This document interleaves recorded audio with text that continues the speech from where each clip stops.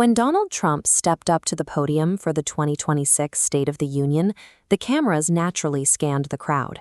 But one figure in the House chamber immediately pulled focus: his 19-year-old son, Barron, towering over every other attendee in the room.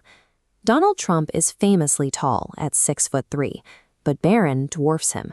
At 6'9", the youngest Trump son operates on a physical scale that puts him in the 99th percentile of the human population. That stature has triggered an intense public obsession.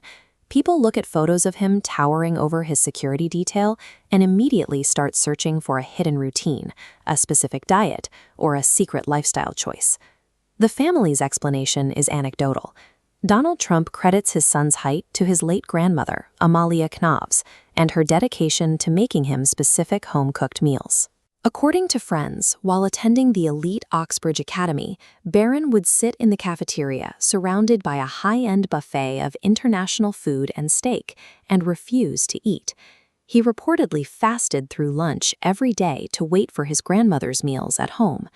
Biologically, we have to ask if a caloric surplus from a single kitchen can truly engineer a 6'9" frame, or if diet is simply providing the fuel for a much more rigid, genetically predetermined engine. To understand how someone scales to this height, we have to look past the tabloid stories and examine the pediatric endocrinology that governs human growth. This is a landmark longitudinal growth study by researchers John Terringer and Urban Hag.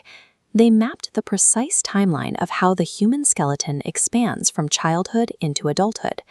Their data shows that the adolescent growth spurt is not a random occurrence, but a multi-year biological program that follows a specific set of milestones. For boys, the biological trigger that initiates this massive skeletal expansion is flipped at an average of 12.1 years of age.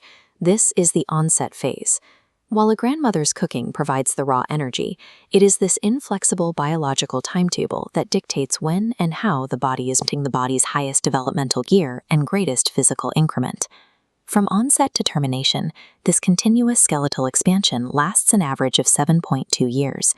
No amount of lifestyle optimization can alter this 7-year window.